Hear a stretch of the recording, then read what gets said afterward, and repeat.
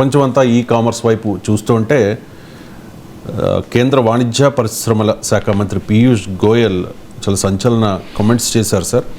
Online షాపింగ్తో సోమరులు అవుతాం and ప్రపంచ దిగ్గజ ఈ కామర్స్ సంస్థ అమెజాన్ మీద కూడా కొన్ని ఆరోపణలు చేశారు. ఇవన్నీ కూడా కొల్లగొట్టే ధరలు అమెజాన్ మార్కెట్వి అంటూ ఆఫ్లైన్ వ్యాపారాలు పొట్టగొడుతోంది అంటూ. అంటే వాణిజ్య పరిశ్రమల శాఖ మంత్రిగా ఉండి కూడా ఈ కామర్స్ రంగంపై గోయల్ చేసిన అంటే దానికన్నా ముఖ్యమైన మంత్రి ఏంటంటే ఓకే ఈ కామర్స్ పైన సోషల్ ట్రెండ్స్ పైన మంత్రి కామెంట్ చేయొచ్చు. Piyush Goyal is one of the finest intellectuals. Modi ప్రభుత్వంలో ఉన్న మంచి పరిజ్ఞానము మేధో సంపత్తి ఉన్న మంత్రుల్లో పీయూష్ గోయల్ ఒకడు. పీయూష్ గోయల్, నితిన్ గడ్కరీ, అశ్విని వైష్ణవ్ వీళ్ళంతా మంచి అంటే ఆయా సబ్జెక్టులలో చాలా డెప్త్ ఉన్న నాయకులు, ఆర్డినరీ నాయకులు కాదు. సో అందువల్ల Piyush Goyal is a very talented person. So ఆయనకున్న పరిజ్ఞానాన్ని మనం ఏమీ క్వశ్చన్ చేయలేము. కానీ ఒక మంత్రిగా ఉన్న వ్యక్తి ఒక కంపెనీ పైన టార్గెట్ చేసి మాట్లాడడం అనేది ఆశ్చర్యం. మీరు ట్రెండ్ పైన మాట్లాడచ్చు, మన యొక్క కంపెనీ మాట్లాడినప్పుడు ప్రశ్న వస్తుంది, మరి అలాంటి కంపెనీ పైన మీ ప్రభుత్వం ఎందుకు చర్యలు తీసుకుంటలేదు అని. నిజంగానే అమెజాన్ భారతదేశంలో తప్పులు చేస్తుంది, అన్యాయం చేస్తుంది అనుకోండి, who has to take action? మీరు గవర్నమెంట్లో ఉన్నారు, ప్రతిపక్షం వాళ్ళు కారు కదా. సో యాక్షన్ తీసుకోవాల్సిందే వాణిజ్య మంత్రి పీయూష్ గోయల్. ఆయన ఒక కంపెనీని టార్గెట్ చేస్తూ మాట్లాడడం అనేది ప్రభుత్వంలో ఉన్నవారు చేయడం ఆశ్చర్యకరం. సో ఇక ఈ కామర్స్ పైన ఆయన సామాజిక విధ్వంసము అని ఒక ఆరోపణ చేశారు ఆయన. అయితే మొదటి నుంచి ఒక ఆరోపణ ఉంది, వాతావరణ కాలుష్యానికి కూడా ఈ కామర్స్ కారణమవుతుందని. మీరు చూడండి, అమెజాన్ కోడ్ బుక్ చేయండి, మీరు 10 బుక్ చేస్తే వెండర్లు వేరు వాళ్ళు ఉంటారు కనుక 10 ప్యాకెట్లు వస్తాయి.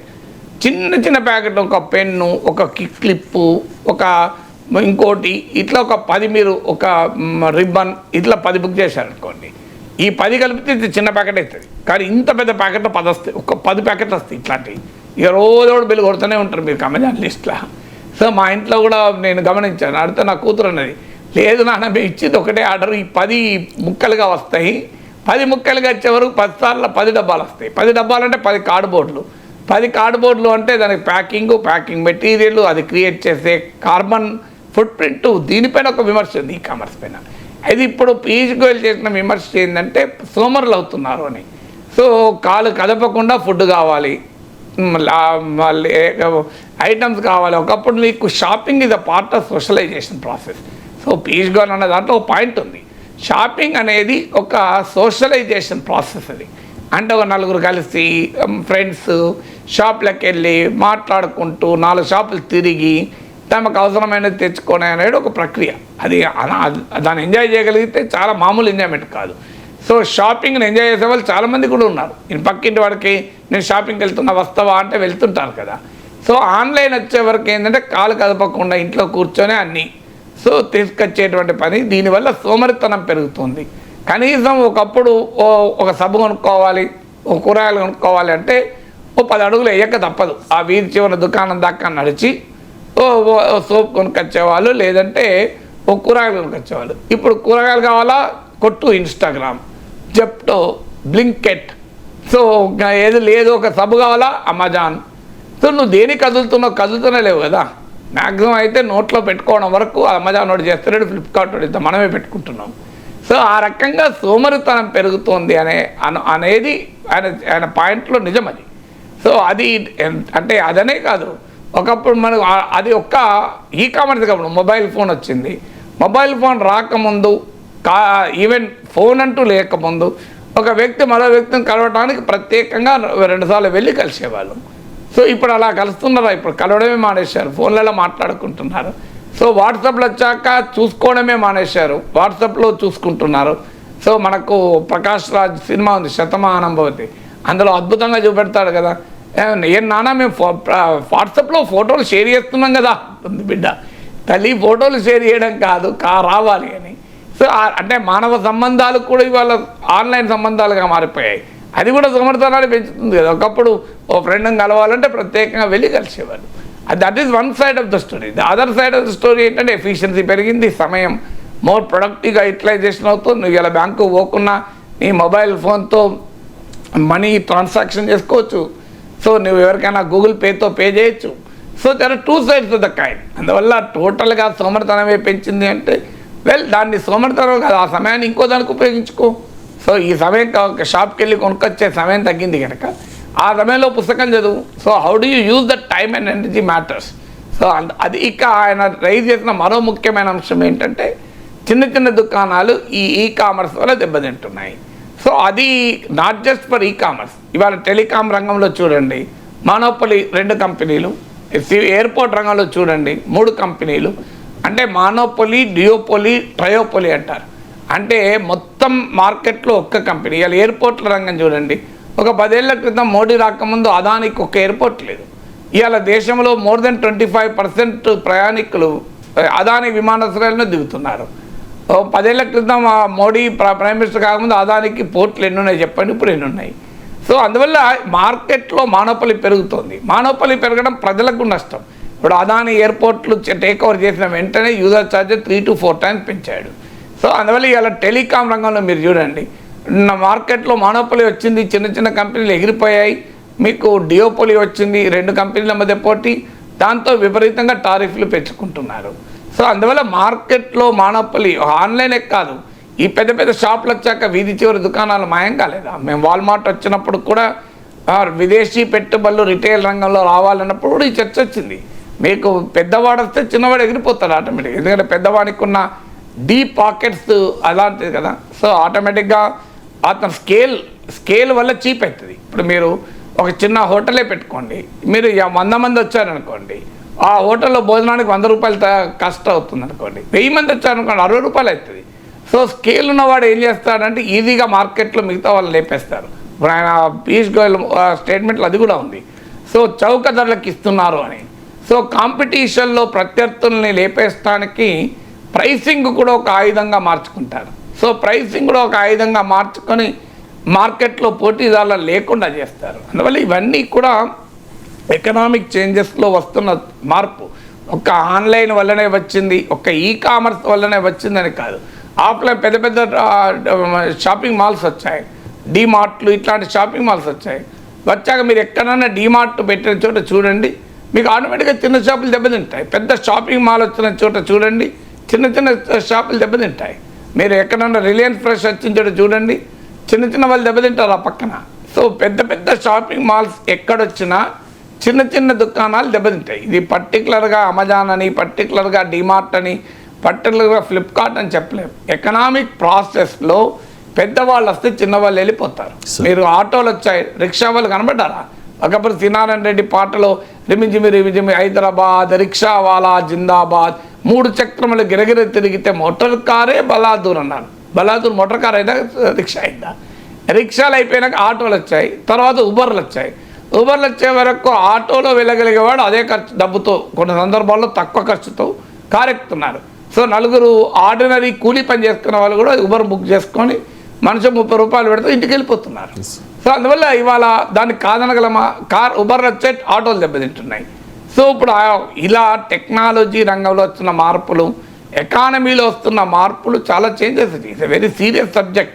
అలా మనం జనరల్ సూత్రీకరణకు రాలేం. ఈ కామర్స్ సామాజిక విధ్వంసానికి దారి తీస్తుంది అని జనరల్ కంక్లూజన్ రాలేం. అందువల్ల ఒకటి రావడం మరొక దాని విధ్వంసానికి కారణం అవుతున్నమాట నిజం. దాన్ని ఎలా బ్యాలెన్స్ చేసుకోవాలనేది ఆలోచించాలి. రైట్ సార్, మనం చూస్తూ ఉన్నాం చాలా చిన్న చిన్న ఊళ్ళలో కూడా పెద్ద పెద్ద మాల్స్ వస్తూ ఉన్నాయి. చిన్న చిన్న ఆర్డర్స్ కోసం కూడా ఈ కామర్స్ విధానాన్ని వాడుకుంటూ ఉన్నారు ప్రజలంతా కూడా. సో ఈ నేపథ్యంలో ఒక కొత్త కాన్సెప్ట్ సార్, మన ఊరు మన దుకాణం అని చెప్పి కొంతమంది చదువుకున్న వాళ్ళు కూడా తీసుకొస్తూ ఉన్నారు. ఈ విధానం ఎంతవరకు సక్సెస్ అవ్వాలి? అంటే చదువుకున్న వాళ్ళకి ఏంటంటే కొంతమంది గ్రామాల్లో చిన్న చిన్న పట్టణాల్లో ఉండే వ్యాపారులు మొదలు పెట్టారు.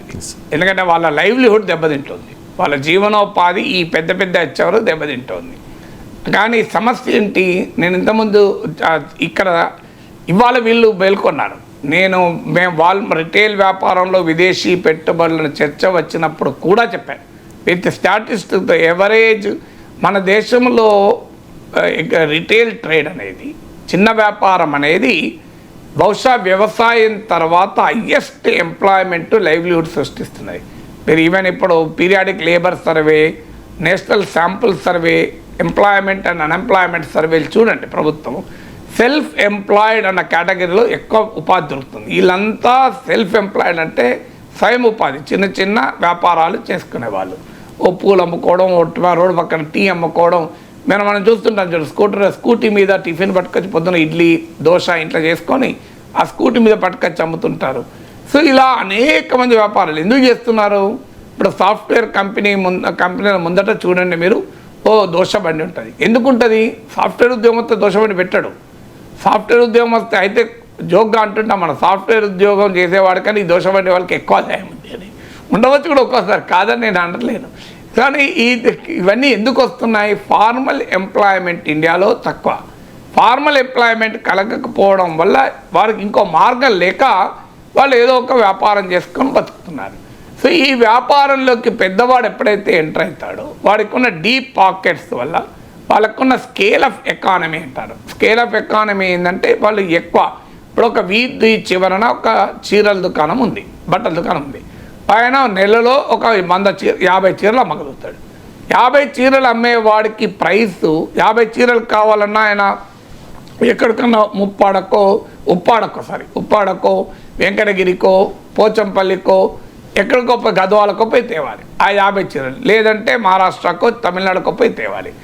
అందువల్ల 50 చీరలు తెచ్చడానికి అయ్యే ఖర్చు ఒకటే. కానీ 50,000 చీరలు అమ్మేవాడు ఉంటాడు. 50,000 చీరలు అమ్మేవారికి ఆటోమేటిక్గా చీర కాస్ట్ సగం పడిపోతుంది. సో ఎప్పుడైతే ఈ పెద్ద పెద్ద షాపింగ్ మాల్స్ వచ్చి మీకు 50,000 చీరలు అమ్మేవాడు వచ్చినాక 50 చీరలు అమ్మే దుకాణం వాడు మిగులుతాడా? సో ఎటుపట్ల మిగిలాడు. టెక్నాలజీ కామర్సే కాదు, పెద్దవాడు వచ్చిన తర్వాత బెటర్, ఫాస్టర్, చీపర్, ఇది మార్కెట్లో ఉన్న సూత్రం. ఎవరైనా బెటర్, ఫాస్టర్, చీపర్. ఒకప్పుడు కామర్స్ వచ్చింది, కామర్స్తో ఆగిందా? క్యూ కామర్స్ వచ్చింది, క్విక్ కామర్స్. 10 minutesలో రావాలి. ఏం కొమ్మలు ముడితే 10 నిమిషాలు ఎక్కువ అవుతుంది కానీ ఆగడు మనిషి, 5 minutesలో రావాలి. ఇప్పుడు క్విక్ కామర్స్ వచ్చింది. జెప్టో, బ్లింకెట్, ఇలా ఇన్స్టా మీకు వితిన్ 5 minutes వచ్చేస్తాయి. అమెరికా నుంచి వచ్చిన వాళ్ళు కూడా ఆశ్చర్యపోతుంటారు. మా అన్నయ్య వచ్చినప్పుడు ఆయన ఆశ్చర్యపోయాడు, ఇదేంద్ర ఇండియా ఇంత మారింది, మా దగ్గర ఎక్కువ ఉన్నది మీ దగ్గర అని. ఇక్కడ అమెరికాలో కూడా ఇంత ఉండదు మన దగ్గర. ఎందుకంటే మన పాపులేషన్ డెన్సిటీ, జనాభా సాంద్రత ఎక్కువ కనుక మన దగ్గర ఈ కామర్స్లో క్యూ కామర్స్ సక్సెస్ అవుతాయి. అమెరికాలో ఇది సక్సెస్ కావు, ఎందుకంటే వాడు కార్ వేసుకొని రావాలి, లేబర్ కాస్ట్ ఎక్కువ. మన దగ్గర ఏమున్నా డెలివరీ బాయ్కి 30 రూపాయలు డెలివరీకి ఇస్తే డెలివరీ చేస్తూ దొరుకుతాం. అమెరికాలో $30 ఇవ్వాలి. అందువల్ల అది అక్కడ వర్కౌట్ కాదు. అందుకే మీరు గమనించండి, ఈ కామర్స్లు, క్యూ కామర్స్లు మన దేశంలో ఇంకెక్కువ సక్సెస్ అయినాయి. అవి అమెరికా కంపెనీలు అయినప్పటికీ కూడా. సో ఎందుకు అంటే దానికి కారణం ఉన్న పాపులేషన్ డెన్సిటీ యొక్క కారణం. సో అందువల్ల ఇవాళ మీకు అంటే ఎందుకు క్యూ కామర్స్ సక్సెస్ అయింది? ఫాస్టర్, బెటర్, చీపర్ ఎందుకైంది? నీ పెద్దవాడితే ఈ will be giving cheaper. Better ఎందుకైంది? నువ్వు ఉదాహరణకు రోడ్డు పక్కన వెళ్ళి ఆకుకూరలు కొనుక్కోవాలి. ఆకుకూరలు బుట్ట పెట్టుకొని అమ్ముతారు. ఆసుకూర, పాలకూర, అది చూసి నలుగురు నిలబడతారు అక్కడ. ఇట్లా వంగి ఆమె కింద కూర్చొని ఉంటుంది బుట్ట పట్టుకొని. ఆకుకూరలు ఏమన్నా మంచిగా ఉన్నాయా లేవా చూసుకొని కొనాలి. ఆడ ఎండ కొడుతుంటుంది, వర్షం పడుతూ ఉంటుంది, పక్కన ఏదో వాసన వస్తూ ఉంటుంది. అదే నువ్వు రిలయన్స్ ఫ్రెష్కి వెళ్ళావనుకోండి, బ్యూటిఫుల్ ఎయిర్ కండిషన్ ఉంటుంది, నువ్వు మంచిగా కూర్చొని కూడా సో వేరే పాలకూర, వేరే సుక్కకూర అని చూసుకోవచ్చు. So that is better. Cheaper ఏంటి? నేను ఇంతకుముందు చెప్పినట్లు 50 చీరలు అమ్మేవాడు 50,000 చీరలు చీపర్. ఫాస్టర్ ఏంటి? మీకు ఒక షాప్కి వెళ్ళాలి, కూర్చోాలి, షాప్లో నిలబడాలి, ఆడ 20 మంది ఉంటే వెయిట్ చేయాలి. ఇదంతా ఏమీ లేదు. మారో సెల్ మీద లావో, నీకు ఇన్స్టాగ్రామ్, బ్లింకెట్, జెప్టో 10 నిమిషాలు వచ్చేస్తాయి. నువ్వు అటు ఇటు చూసే లోపల వచ్చేస్తుంది. సో అందువల్ల ఫాస్టర్, బెటర్, చీపర్ ఉన్నవాడు సక్సెస్ అవుతాడు.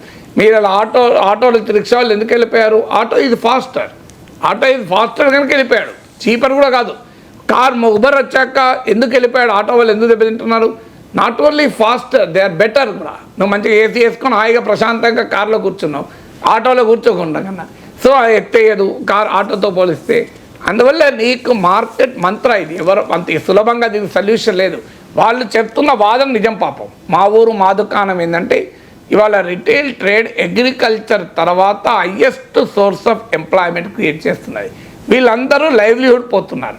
సో ఈ లైవ్లీహుడ్ పోవడాన్ని ఎలా అడ్రస్ చేయాలి అనేది is a very serious question. So ఒకప్పుడు ప్రొటెక్షన్ ఉండే చిన్న వాళ్ళకు, కానీ లిబరలైజేషన్లో ఆ ప్రొటెక్షన్ తీసేశారు. సో చిన్న హ్యాండ్లూమ్కే ప్రొటెక్షన్ లేకుండా పోయింది.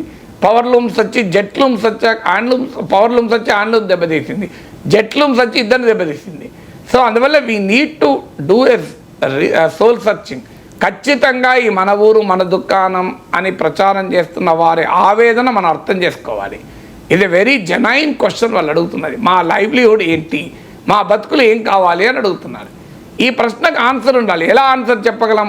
వారికి ఏదైనా ఇన్ఫ్రాస్ట్రక్చర్ ప్రొవైడ్ చేస్తామా, ఇన్సెంటివ్ ప్రొవైడ్ చేస్తామా, టాక్సేషన్ బెనిఫిట్స్ కొన్ని ఉన్నాయి. ఇప్పుడు జిఎస్టీ ఒక లిమిట్ వరకు జిఎస్టీ ఉండదు. So how do we address this? నీకు టోటల్గా పెద్దవాళ్ళని ఎలో చేయొద్దు, సూపర్ మార్కెట్ చైన్లే ఉండకూడదు, షాపింగ్ మాల్లే ఉండకూడదని మన ఇండియన్ ఎకానమీ వెనక్కిపోతుందా? That is an extremely difficult. కానీ ఖచ్చితంగా ఈ చిన్న దుకాణాలు, చిన్న వ్యాపారాలు, చిరు వ్యాపారాలను కాపాడాలి. అదొక పెద్ద సోర్స్ ఆఫ్ లైవ్లీహుడ్. కానీ కాపాడాలి అంటే ప్రభుత్వాలు కాదు, కన్జ్యూమర్ అట్రాక్ట్ అయితే తప్ప కాపాడలేవు. నువ్వు కన్జ్యూమర్ ఫోర్స్ చేయలేవు కదా. లేదు నీకు 5 నిమిషాల్లో జెప్టోలో రావద్దు, నువ్వు ఖచ్చితంగా గంట సేపు పోయి తీసుకొచ్చుకో అని చెప్పలేవు. నువ్వు కాస్ట్లీ అయినా అక్కడే కొనుని ఎవరు చేయలేరు. అందువల్ల ఇలా చిన్న దుకాణాలు, చిన్న వ్యాపారాలను కూడా ఈ భయంకరమైన పోటీ ప్రపంచంలో నిలబడేలా ఎలా చేయాలనేది ప్రభుత్వాలు ఆలోచించాలి.